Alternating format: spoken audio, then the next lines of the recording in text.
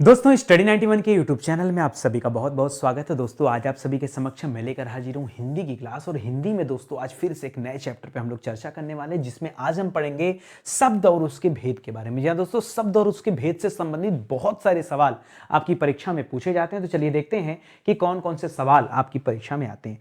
ध्यान दीजिएगा दोस्तों, स्टडी 91 के प्लेटफॉर्म पर यह आपकी अपनी हिंदी की किताब भी अवेलेबल, आप चाहें तो इसे परचेज कर सकते हैं। जबरदस्त किताब है दोस्तों, 500 पेज की किताब दोस्तों अभी वर्तमान में 299 रुपए में आपको दी जा रही है बिना किसी डिलीवरी चार्ज के। आप चाहें तो इस किताब को परचेज कर सकते हैं। जी हाँ दोस्तों, ये जल्दी से ले लीजिए। और इसके अलावा दोस्तों आरो यारो हिंदी की किताब भी आ चुकी है, जिसमें हर एक चैप्टर में 500 सवाल दिए गए। बहुत इंपॉर्टेंट किताब है। और भी इसी तरह से स्टैटिक जीके की किताब है, पीटी की किताब है, तमाम परीक्षाओं की तैयारी के लिए दोस्तों किताबें दी गई हैं। चलिए शुरू करते हैं आज के सवालों का सिलसिला और देखते हैं कि क्या क्या पढ़ना है हमें आज। ठीक है, पहला सवाल दिया दोस्तों, उत्पत्ति के आधार पर शब्द के कितने भेद होते हैं। इस तरह से सवाल आते हैं तो आपको पता होना चाहिए कि उत्पत्ति के आधार पर शब्द के कितने भेद होते हैं। जल्दी देखिए, 3 भेद होते हैं, 4 भेद होते हैं, 5 भेद होते हैं या फिर 7 भेद होते हैं। कितने भेद होते हैं तो याद रखिएगा, मुख्य रूप से उत्पत्ति के आधार पर भेद कितने होते हैं दोस्तों, याद रखिएगा मुख्य रूप से 4 भेद होते हैं। ठीक है, अब वो मुख्य रूप से कौन कौन से भेद हैं दोस्तों, याद रखिएगा। पहला होता है तत्सम, पहला क्या होता है तत्सम। दूसरा होता है दोस्तों तद्भव, तद्भव। तीसरा होता है देशज, देशज। और चौथा होता है विदेशज। ठीक है, देशज और विदेशज। तो याद रखेगा, उत्पत्ति के आधार पर कितने प्रकार के भेद होते हैं, शब्द के कुल 4 भेद होते हैं। लेकिन अगर हम मुख्य रूप से न छोड़कर दोस्तों कुल भेद की बात करें तो कुल भेद की संख्या हो जाती है 6। याद रखेगा, 4 तो यही वाले होते हैं, 4 जो होते हैं वो दोस्तों यही वाले होते हैं। 5वें नंबर पे दोस्तों याद रखेगा, यहां पर अर्ध तत्सम को रखा जाता है। किसे रखा जाता है, 5वें नंबर पे अर्ध तत्सम को रखा जाता है। अर्ध तत्सम को भी भेद माना जाता है अगर मुख्य की बात नहीं करेंगे तो। और 6ठे नंबर पे याद रखेगा किसका नाम आता है दोस्तों, याद रखेगा यहां पर आता है शंकर शब्द। क्या आता है, शंकर शब्द। ठीक है, शंकर शब्द। ठीक है, तो इसे याद रखेगा। इस तरह से टोटल 6 भेद होते हैं, लेकिन मुख्य रूप से भेद कितने माने जाते हैं, 4 ही माने जाते हैं। इसलिए आपका यहां सही जवाब क्या हो जाएगा, ऑप्शन नंबर 2 राइट आंसर हो जाएगा। चलिए आगे बढ़ते हैं, अगला सवाल देखते हैं। अगला लिख रहा है, व्यवहार के आधार पर शब्द कितने प्रकार के होते हैं। थोड़ा सा लीक से हट करके सवाल है दोस्तों, व्यवहार के आधार पर। दोस्तों अगर हम व्यवहार की बात करेंगे तो शब्द के 2 भेद माने जाते हैं। कितने भेद माने जाते हैं, 2 भेद माने जाते हैं। एक सामान्य शब्द होता है, एक सामान्य शब्द होता है। ठीक है, जो जनरल यूज वाले शब्द होते हैं, जैसे कलम, मेज, कुर्सी, टेबल, फैन। ठीक है, ये इंग्लिश हिंदी सब मिला लीजिए। ठीक है, कुछ सामान्य शब्द वाले होते हैं और कुछ होते हैं विशिष्ट शब्द,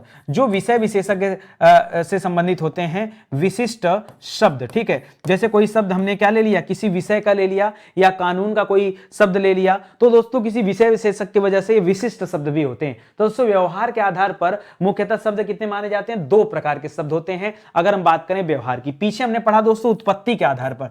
ये आप हमेशा याद रखेगा क्योंकि सबसे ज्यादा कंफ्यूजन यहीं पर होता है। ठीक है, उत्पत्ति के आधार पर अगर पूछा परीक्षा में तो जवाब क्या होगा, उत्पत्ति के आधार पर। याद रखेगा यहां पर भेदों की संख्या होती है 4। ठीक है, कुल भेदों की संख्या होती है 6, लेकिन मुख्य रूप से 4। और व्यवहार के आधार पर कितना होता है दोस्तों, तो याद रखेगा व्यवहार के आधार पर शब्द के 2 भेद होते हैं। और आगे चलिए, कर मुगल शासकों के समय, मुगल शासकों के समय भारत में न्यायालयों की भाषा क्या थी। जैसे वर्तमान में न्यायालय में अंग्रेजी भाषा और हिंदी भाषा का प्रयोग किया जाता है, वैसे इंग्लिश भाषा का प्रयोग ज्यादा होता है। ठीक है, उसी तरह से जब मुगल जमाना चल रहा था, मुगलों का टाइम पीरियड क्या है दोस्तों, तो याद रखेगा सन 1526 में, याद रखेगा सबसे पहले बाबर ने क्या किया था दोस्तों, याद रखेगा पानीपत की लड़ाई लड़ा था, पानीपत का प्रथम युद्ध। ठीक है, पानीपत का प्रथम युद्ध, याद रखेगा इसी युद्ध के दौरान दोस्तों मुगल वंश की शुरुआत मानी जाती। बाबर दोस्तों मुगल वंश को शुरू किया था। और याद रखेगा, और इस तरह से कहानी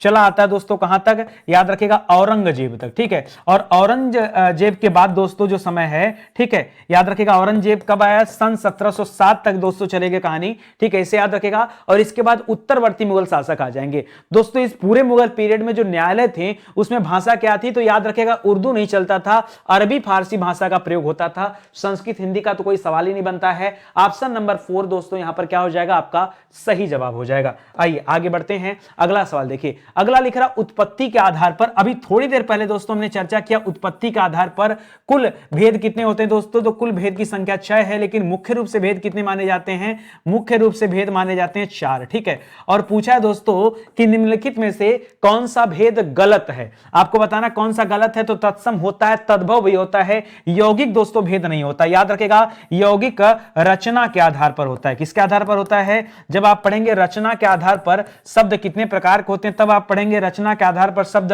3 प्रकार के होते हैं। एक होता है दोस्तों रूढ़ शब्द, ठीक है, दूसरा होता है यौगिक शब्द, रूढ़ शब्द, यौगिक शब्द, और तीसरा होता है योग रूढ़। क्या होता है दोस्तों? योग रूढ़। ठीक है, जब आप पढ़ते हैं रचना के आधार पर तो ध्यान दीजिएगा, उत्पत्ति के आधार पर मुख्यतः 4, तत्सम, तद्भव, देशज, विदेशज। ठीक है, याद रखेगा। और रचना के आधार पर शब्द के 3 भेद होते हैं, रूढ़ शब्द होता है, यौगिक शब्द होता है और योग रूढ़ शब्द होता है। ठीक है, इस प्रकार यहां ऑप्शन नंबर 3 जो है आपका सही जवाब हो जाएगा। आगे बढ़िए, लिख रहा अर्थ के आधार पर, अर्थ के आधार पर शब्द कितने प्रकार के होते हैं? ठीक है, तो याद रखेगा दोस्तों, अर्थ के आधार पर शब्द के 2 प्रकार होते हैं।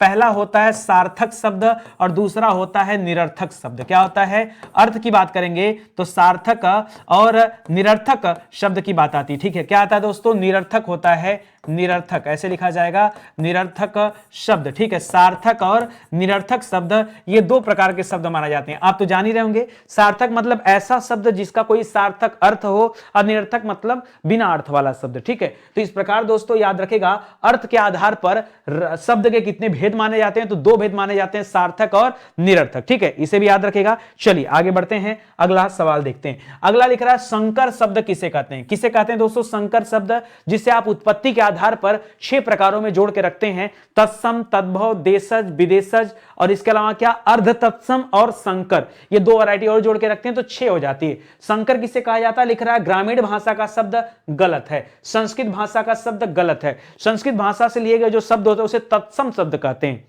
ठीक है, ग्रामीण और संस्कृत भाषा के कुछ विशेष शब्द गलत। 2 भाषा के शब्दों से मिलकर बना शब्द क्या कहलाता है? संकर कहलाता है। जैसे हमने कहा दोस्तों बैलगाड़ी, तो याद रखेगा बैल एक अलग शब्द है, गाड़ी एक अलग शब्द है, दोनों से मिलाकर बना बैलगाड़ी। जैसे मिला दोस्तों हवाई अड्डा, क्या बना? हवाई अड्डा। या इसी तरह से आप पढ़ सकते हैं रेलवे स्टेशन। ठीक है, रेलवे स्टेशन, पुलिस चौकी। तो याद रखेगा अलग अलग भाषाओं के 2 शब्दों को मिला करके जब एक शब्द बनाते हैं तो उन्हें संकर शब्द कहा जाता है। इस प्रकार दोस्तों ऑप्शन नंबर 4 इस सवाल का सही उत्तर हो जाएगा। चलिए और देखते हैं दोस्तों कैसे कैसे सवाल बनते हैं। देखिए शब्द और उसके भेद से अच्छे सवाल आते हैं परीक्षा में, जरा आप ध्यान दीजिए और अपने साथ कलम कॉपी लेकर बैठिए और नोट करिए कि आपके कितने जवाब सही बनते हैं। आइए अगला सवाल देखते हैं। लिख रहा जिन शब्दों में प्रयोग के अनुसार कोई परिवर्तन नहीं होता उन्हें कहा जाता है। जिसमें दोस्तों याद रखेगा 2 ही सवाल बनता है जिनमें प्रयोग के अनुसार परिवर्तन हो जाए। याद रखेगा 2 ही सवाल बनता है,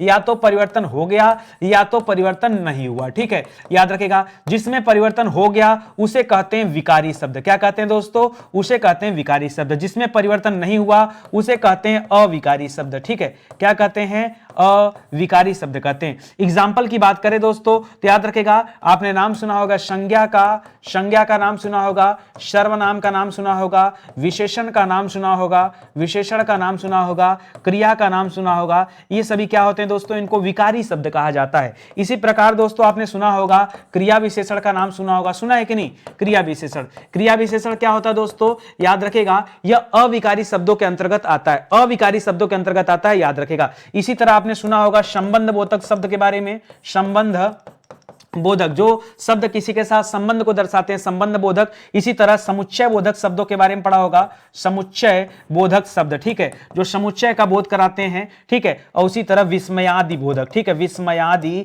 बोधक, याद रखेगा विस्मयादि बोधक। ठीक है, तो ये जो लिखे दोस्तों इधर का 4 ये अविकारी शब्द हैं और इधर विकारी शब्द वाले हो गए। सब कुछ आपको मिल गया। फटाफट दोस्तों आप देखते चलिए, मस्त सवाल हैं और इस तरह के सवाल आते हैं परीक्षा में। आपसे पूछा था किसमें परिवर्तन नहीं होता है, तो याद रखेगा अविकारी शब्दों में कोई परिवर्तन नहीं होता है। ठीक है, चलिए आगे बढ़ते हैं, अगला सवाल देखते हैं। लिख रहा निम्न में से योग रूढ़ शब्द है। दोस्तों थोड़ी देर पहले ही मैंने आपको बताया था रचना के आधार पर शब्द के भेद। किसके आधार पर? रचना के आधार पर शब्द के भेद दोस्तों मैंने बताया था। और याद रखेगा यहां शब्द के कितने भेद होते हैं? तो 3 भेद होते हैं। कितने होते हैं? एक होता है रूढ़ शब्द। याद रखेगा रूढ़ शब्द किसे कहते हैं? जिसको आप तोड़ नहीं सकते। जैसे मैंने लिख दिया कान, जैसे मैंने लिख दिया नाक, जैसे मैंने लिख दिया क्या लिख दिया, नाक लिख दिया, जैसे मैंने लिख दिया कलम, आप इसको तोड़ नहीं सकते, दो खंडों में बांट नहीं सकते, किसके एग्जाम्पल कहे जाते हैं, ये रूढ़ शब्द कहे जाते हैं। इसी तरह से बनते हैं यौगिक शब्द, याद रखेगा यौगिक शब्द दो शब्दों के मिलने से बनता है, जब दो शब्द मिलाते हैं तब बनता है। जैसे मैंने एग्जाम्पल ले लिया विद्याधन आलय बराबर विद्यालय, क्या ले लिया, विद्यालय, दो शब्दों से मिलकर बना हुआ दोस्तों विद्यालय, ठीक है। ऐसे ले लिया शिवालय, शिवधन आलय, जहां शिव का मंदिर हो, शिव का घर, उसे शिवालय कहते हैं, तो यौगिक शब्द हो गया। और याद रखेगा तीसरा होता है दोस्तों योग रूढ़ शब्द, क्या होता है, योग रूढ़ शब्द, याद रखेगा ये किसी तीसरे अर्थ का बोध कराता है। जैसे मैंने लिख दिया पंचानन, क्या लिख दिया दोस्तों, पंचानन। अब याद रखेगा पंचानन हो गया, दशानन हो गया। अब देखिए पंचानन किसे कहा जाता है, जिसके पास 5 मुख होते हैं, और 5 मुख वाले कौन है, ब्रह्मा जी हैं, ब्रह्मा जी को पंचानन कहा जाता है। चतुर्मुख, 4 मुखों वाले किसे कहा जाता है दोस्तों, ब्रह्मा जी को चतुर्मुख भी कहा जाता है। पंचानन याद रखेगा 5 मुखों में हनुमान जी भी आते हैं, पंचमुखी हनुमान जी, ठीक है। इसी तरह दशानन किसे कहा जाता है, रावण को कहा जाता है, 10 हैं आनन जिसके, तो याद रखेगा ऐसे शब्द जिससे किसी तीसरे का बोध हो जाए उसे क्या कहा जाता है, उसे योग रूढ़ शब्द कहा जाता है। यहां पे पूछा योग रूढ़ शब्द क्या है, तो पीला योग रूढ़ शब्द नहीं है। पीला कैसा शब्द है दोस्तों, पीला रूढ़ शब्द है। पर कैसा शब्द है, पर माने दूसरा होता रूढ़ शब्द है। दूध वाला, याद रखेगा दूध और वाला दो शब्दों से मिलकर बना यौगिक शब्द है। यहां पे जो जलज लिखा है दोस्तों, जलज का तात्पर्य कमल से होता है, याद रखेगा ये किसी तीसरे अर्थ का बोध करा रहा है, इसीलिए यहां पर जलज क्या है, यह योग रूढ़ शब्द का एग्जाम्पल माना जाएगा, उसका उदाहरण माना जाएगा। तो ऑप्शन नंबर 2 यहां पर क्या हो जाएगा, आपका सही जवाब है। समझ में आ रहा है अच्छे से दोस्तों, मैं आपको इस तरह की क्लास इसलिए दे रहा हूं कि बिना टाइम वेस्ट किए सीधे सीधे हम अपने सवालों पर बातचीत करें, ताकि आपको कम समय में ज्यादा से ज्यादा सवाल दिए जा सके। आगे देखिए, कह रहा सहद शब्द कैसा है, लिख रहा है सहद तत्सम है, तद्भव है, देशज है या आगत है। बहुत सोच समझ के बताएगा दोस्तों। शहद, शहद को दोस्तों हम किस नाम से जानते हैं, शहद को दोस्तों हम मधु के नाम से जानते हैं। किसके नाम जानते हैं, मधु के नाम से जानते हैं। मधु का तात्पर्य हमारे यहां क्या होता है, शहद। अब आपको यह बताना है कि जो शहद है ये किस तरह का शब्द भारत के अंदर दोस्तों माना जाता है, तो याद रखेगा शहद को आगत शब्द मानते हैं। क्यों आगत मानते हैं, देखिए आगत शब्द किसे कहते हैं, याद रखेगा जो विदेशी भाषा से लिए गए हो, ठीक है। जो किसी विदेशी भाषा से धीरे धीरे प्रयोग करते करते वो कहां शामिल हो गया, हमारे हिंदी भाषा में शामिल हो गया हो, उसे कहते हैं, ठीक है। और ये किस भाषा का शब्द है, मान लीजिए सवाल ये भी आ गया तो याद रखे दोस्तों, शहद जो है यह अरबी भाषा का शब्द है। कहां का शब्द है, यह अरबी भाषा का शब्द है। अब हिंदी में प्रयोग होते होते शहद का प्रयोग हमने शुरू कर दिया, जबकि इसके स्थान पर हिंदी में मधु शब्द का इस्तेमाल किया जाता है, ये आप याद रखेगा, ठीक है। तो यहां पर क्या हो जाएगा, ऑप्शन नंबर 4 हो जाएगा आगत शब्द। बहुत सारे बच्चे यहां पर गलत किए होंगे। आगे देखिए, वे शब्द जिनके सार्थक खंड न हो सके, अभी पीछे आपको बताया कि जिसको खंड नहीं, अलग नहीं किया जा सकता, जिनको तोड़ा नहीं जा सकता, जिनको विभाजित नहीं किया जा सकता, उन्हें क्या कहते हैं दोस्तों, उन्हें रूढ़ शब्द कहते हैं या मूल शब्द कहते हैं, ठीक है। योग रूढ़ किसे कहते हैं, जो किसी तीसरे अर्थ का बोध कराए। यौगिक शब्द किसे कहते हैं, दो सार्थक शब्दों के मिलने से जो तीसरा शब्द बनता है उसे यौगिक शब्द कहते हैं, और प्रयुक्त का कोई तात्पर्य यहां पर नहीं है। तो सही जवाब क्या हो जाएगा, ऑप्शन नंबर 1 दोस्तों यहां पर आपका सही उत्तर हो गया। आगे देखिए, निम्नलिखित में से यौगिक शब्द का चुनाव करिए। आपने पढ़ा यौगिक शब्द किसे कहते हैं, जब दो शब्दों को मिलाकर कोई तीसरा शब्द मिल जाए, बन जाए, तो उसे यौगिक शब्द कहते हैं। जैसे दशानन दोस्तों याद रखेगा, यह योग रूढ़ शब्द है। क्यों, क्योंकि दोस्तों इससे रावण का बोध होता है, किसी तीसरे अर्थ का बोध होता है, ठीक है। मैं दोस्तों यहां परोपकार की बात कर दें तो पर धन उपकार बराबर परोपकार। पर माने दूसरों का उपकार, माने उपकार करने वाला, जो दूसरों का उपकार करता है वो उसके बारे में बता रहा है, परोपकार, ठीक है। चतुर्मुख, 4 मुखों वाले दोस्तों याद रखेगा, ये भी आपका योग रूढ़ शब्द हो जाएगा। और गोपाल भगवान श्री कृष्ण को कहा जाता है, तो यह भी दोस्तों योग रूढ़ हो जाएगा, ठीक है। गोपाल, गोधन पाल, गो यानी गाय और पाल माने पालने वाला, गैया को पालने वाले को गोपाल कहते हैं। तो याद रखेगा ये 3 योग रूढ़ हो गए। तो जो सही जवाब निकला वो क्या है, परोपकार। आप कई जगह पर दोस्तों पाएंगे कि गोपाल को भी लोग क्या मानते हैं, यौगिक शब्द मानते हैं, लेकिन ऐसे में परोपकार को यौगिक शब्द मानना ज्यादा बेहतर ऑप्शन है, आप याद रखें, ठीक है। तो यहां पर दोस्तों ऑप्शन नंबर 2 आपका क्या होगा, सही जवाब होगा। आगे देखिए, दशानन, ये तो आपको बता ही चुका हूं, 10 हैं आनन जिसके, 10 हैं आनन आनन जिसके जिसके पास दोस्तों 10 आनन नहीं 10 सिर हैं उसे दशानन कहते हैं, अर्थात रावण। याद रखेगा, बताया हूं जब किसी तीसरे अर्थ का बोध हो तब उसे क्या कहते हैं दोस्तों, उसे योग रूढ़ कहा जाता है। ऐसे में ऑप्शन नंबर 2 आपका सही जवाब हो जाएगा। आगे बढ़िए। आपको लग रहा होगा सर ये तो बहुत आसान आसान सवाल, देखिए मैं आसान नहीं लेकर आ रहा हूं, मैं तो वो सवाल लेकर आ रहा हूं जो आपके परीक्षा में बहुत ज्यादा पूछा जाता है, और ये तो मैं चैप्टर वाइज आपको दे रहा हूं, तो शब्द और उसके भेद को समझते चलिए। ये चैप्टर वाइज आपको डिटेल दे रहा हूं मैं, ठीक है। आगे देखिए क्या लिखा है दोस्तों, लिख रहा पंकज शब्द निम्न में से किससे संबंधित है। पंकज दोस्तों देखिए, पंकज किसे कहते हैं, पंकज कमल को कहा जाता है। देखिए पंकधंज जो पंक में जन्मा है, पंक माने कीचड़ में, पंक का तात्पर्य क्या होता है, कीचड़ होता है, ज माने होता है जन्मा है, जो कीचड़ में जन्मा है दोस्तों उसे क्या कहते हैं, उसे पंकज कहा जाता, अर्थात कमल।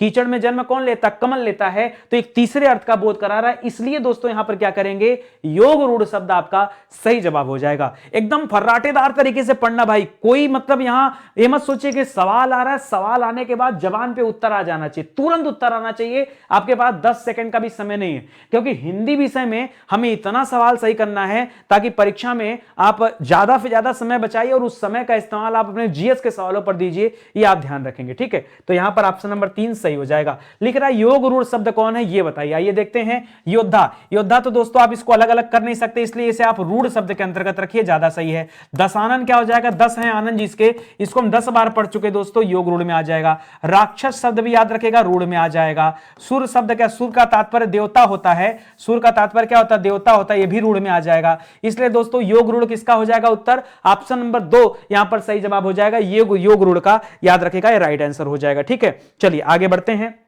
अगला देखते हैं। अच्छा आप कहेंगे सर कुछ और एग्जांपल दे दीजिए योग रूढ़ का, आइए दे देते हैं। जैसे शब्द लिखा होता पीतांबर, क्या लिखा है दोस्तों, मान लीजिए एक शब्द लिखा है पीतांबर, पीतांबर मतलब पीत धन अंबर, पीला वस्त्र धारण करने वाला, और पीला वस्त्र कौन धारण करता है, भगवान विष्णु धारण करते हैं, ठीक है। इसी तरह से मैंने और दे दिया, मान लीजिए पीतांबर दे दिया, मैंने लिख दिया महादेव, महादेव किसे कहते हैं, ये याद रखेगा, भगवान शिव को कहा जाता है, तो महादेव भी। इसी तरह मान लीजिए कहीं पर लिखा है वीणा वादनी, वीणा वादनी, ठीक है, या कहीं लिखा लंबोदर, लंबा है उधर जिसका, जिसका उधर यानी जिसका पेट क्या है लंबा है, ठीक है, या सूंड लंबी हो, ठीक है, तो याद रखेगा लंबोदर, याद रखेगा ये सारी चीजें। तो ये किसमें आते हैं दोस्तों, ये सब योग रूढ़ के अंतर्गत रखे जाते हैं, याद रखेगा। और यहां दशानन जो है आपका सही जवाब हो जाएगा। आगे बढ़िए, निम्नांकित में से योग रूढ़ शब्द कौन सा है, देखिए पंकज योग रूढ़ हो जाएगा, कभी आपको समझा दिया।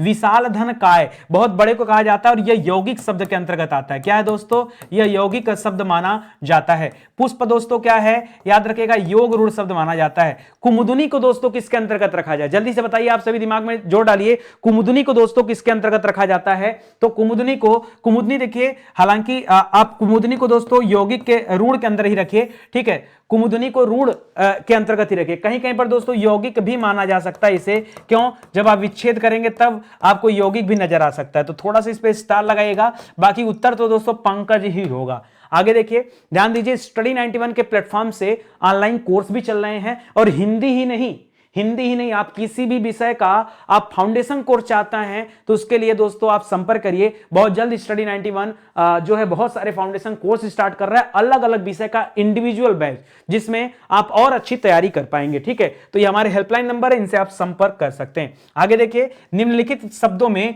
योग रूढ़ शब्द कौन सा, फिर से बताइए, चक्रपाणी, जिनके हाथ में चक्र हो, चक्र को धारण करने वाला चक्रपाणी होता है दोस्तों, पाणी माने हाथ होता है, चक्र माने चक्र, ठीक है, तो याद रखेगा, अर्थात भगवान विष्णु, यह क्या हो जाएगा दोस्तों, आपका योग रूढ़ हो जाएगा। पाठशाला, पाठधनशाला, याद रखेगा आपका यौगिक शब्द हो जाएगा, होगा कि नहीं बताइए, यौगिक हो जाएगा। इसी तरह से उपचार और अभिव्यक्ति, अभिधन व्यक्ति किसी बात को व्यक्त करने के लिए अभिव्यक्ति के शब्द का इस्तेमाल करते हैं दोस्तों, तो इसको भी याद रखेगा, यहां भी क्या हो जाएगा आपका हो जाएगा यहां पर यौगिक शब्द, ठीक है। तो ऐसे में दोस्तों चक्रपाणी आपका सही जवाब हो गया। लिख रहा वे शब्द जो प्रकृति प्रत्यय अथवा दूसरे शब्दों के योग से बनते हैं वो क्या कहलाते हैं दोस्तों, तभी तो उन्हें यौगिक कहा जाता है। दो दूसरे शब्दों के योग से बनो, दो सार्थक शब्दों के योग से जब तीसरा शब्द बनता है तब उसे क्या कहते हैं दोस्तों, यौगिक शब्द कहा जाता है। इसको आप याद रखेंगे, ठीक है। तो ऑप्शन नंबर 4 यहां पर दोस्तों आपका सही उत्तर हो जाएगा, ठीक है। आगे देखिए। अच्छा, प्रत्यय वाले अगर बात करूं, प्रत्यय का एग्जांपल मैं दे दूं, एक उदाहरण दे दूं आपको। जैसे मान लीजिए कहीं लिखा शब्द भला,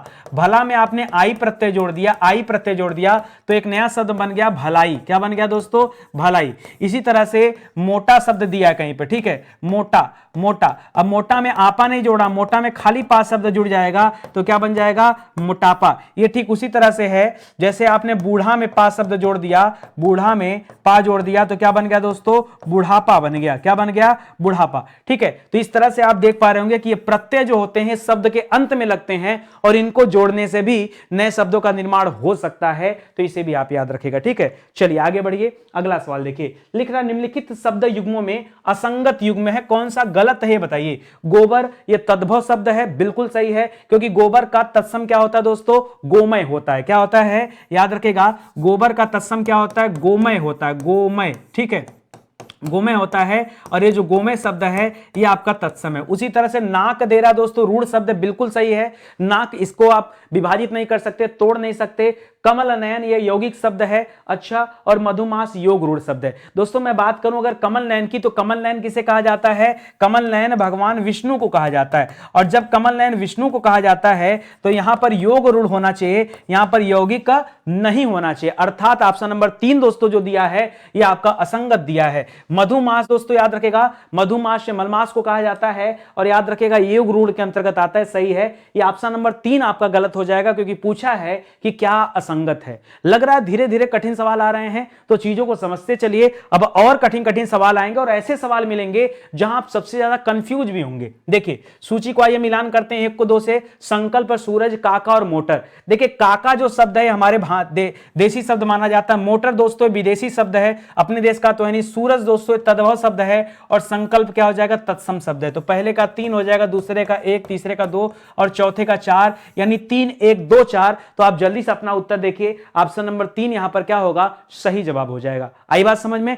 फटाफट देखिए और फटाफट जवाब दीजिए। आगे देखिए, और भी कूट के सवाल हैं। खचाखच, मुरलीधर, टिकट घर और सांप। सांप में देखिए चंद्र बिंदु लगा है, और चंद्र बिंदु जहां होता है दोस्तों क्या होता है? तद्भव शब्द होता है। टिकट घर, टिकट धन घर बराबर टिकट घर हो गया, संकर शब्द हो गया, 2 शब्दों को मिलाकर के बन रहा है। खचाखच दोस्तों ये देशज शब्द हो गया। मुरलीधर ये योग रूढ़ हो गया, क्यों? क्योंकि मुरलीधर भगवान श्री कृष्ण को कहा जाता है। ऐसे में उत्तर बन गया 3 1 2 और 3 1 4 2, 3 1 4 2, 3 1 4 2 दोस्तों आपका सही जवाब बन गया। तो 3 1 4 2 यानी ऑप्शन नंबर सही क्या है दोस्तों? 4 2, यानी ऑप्शन नंबर 2 आपका राइट आंसर है। इसको मिलान कर लीजिए, आगे बढ़िए। लिख रहा पाणिनि के अष्टाध्यायी। जी हां दोस्तों, अष्टाध्यायी के रचनाकार कौन है? पाणिनि जी हैं। कह रहा है उनके अनुसार शब्द के कितने भेद होते हैं? पाणिनि ने दोस्तों शब्द के कितने भेद माने हैं ये बताइए। बहुत कम बच्चे ऐसे हैं जो इस सवाल का जवाब दे पाएंगे। बहुत जबरदस्त सवाल है दोस्तों, मानिए। पाणिनि के अष्टाध्यायी में दोस्तों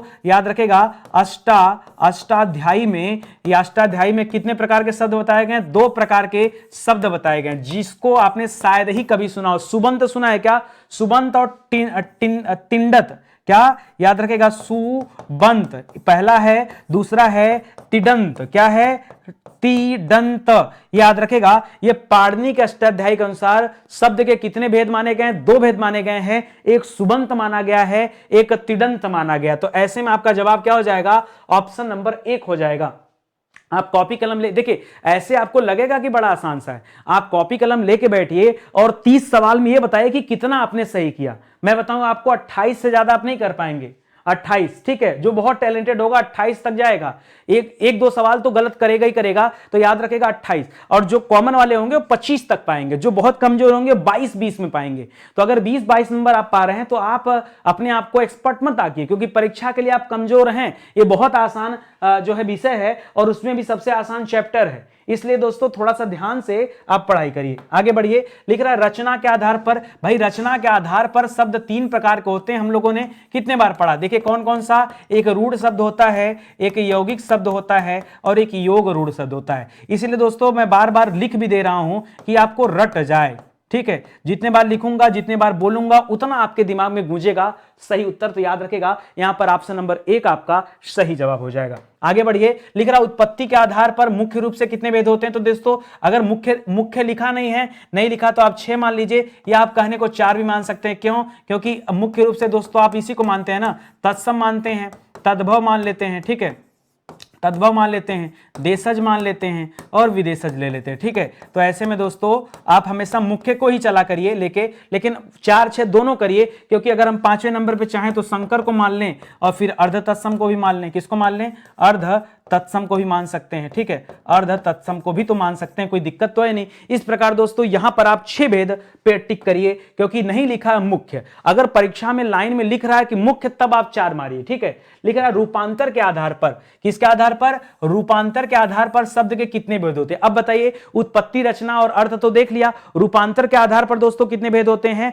तो याद रखेगा रूपांतर कुछ अलग नहीं दे दिया दोस्तों, वही चीज है जो आप बार बार पढ़ रहे हैं। अभी आप पीछे पढ़े थे एक शब्द कि जिसमें रूप में परिवर्तन हो सकता है तो विकारी, और नहीं हो सकता तो अविकारी। यही तो पढ़े थे, जिसमें हमने बताया संज्ञा, सर्वनाम, विशेषण और क्रिया ये विकारी होते हैं, और बाकी क्रिया विशेषण हो गया, समुच्चय बोधक हो गया, संबंध बोधक हो गया और विस्मयादि बोधक हो गया, ये अविकारी में आते हैं। तो वही 2 प्रकार है दोस्तों, रूपांतर के आधार पर। याद रखेगा शब्द के 2 भेद होते हैं। कौन कौन सा? एक विकारी शब्द, एक विकारी शब्द और एक होता अविकारी शब्द। ठीक है, हो रहा है कंफ्यूजन ना? चलो आ जाओ और कंफ्यूज करता हूं आपको। शब्द शक्ति के आधार पर दोस्तों शब्द के कितने भेद होते हैं। शब्द शक्ति के आधार पर याद रखेगा शब्द के 3 भेद होते हैं। शब्द का अभिधा रूप क्या क्या होता है? शब्द का अभिधा रूप, अभिधा रूप, शब्द का लक्षणा रूप, लक्षणा रूप, ठीक है, और शब्द का व्यंजना रूप। ठीक है, याद रखेगा व्यंजना, याद रखेगा अभिधा, लक्षणा और व्यंजना, ये 3 रूप होते हैं। जैसे मैंने कहा कि राम कक्षा का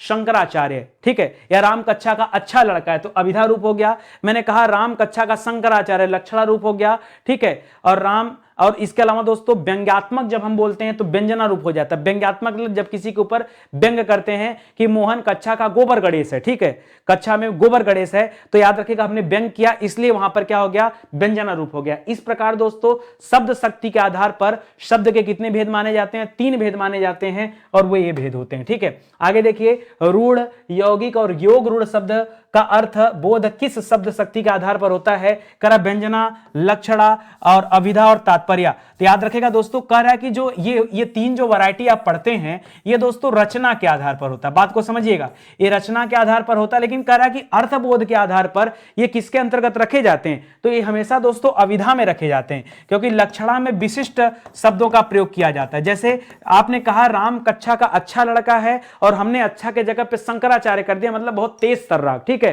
तो राम कक्षा का शंकराचार्य। ठीक है, तो इस तरह से क्या कर दिया? विशिष्ट शब्द का इस्तेमाल किया, तब लक्षणा होगा। और व्यंजना तो याद रखेगा जब कटाक्ष किया जाता है तब होता है, तात्पर्य कुछ होता नहीं है। इसलिए दोस्तों यहां पर ऑप्शन नंबर 3 आपका सही जवाब है। आगे देखिए, निम्नलिखित शब्दों में से कौन अनुकरणात्मक शब्द है? अनुकरणात्मक शब्द कौन सा है? देखिए, अनुकरणात्मक शब्द में एक ही शब्द जैसे अनुकरण ध्वनियां उत्पन्न होती हैं। जैसे आपने कहा खड़खड़, आपने कहा तड़तड़।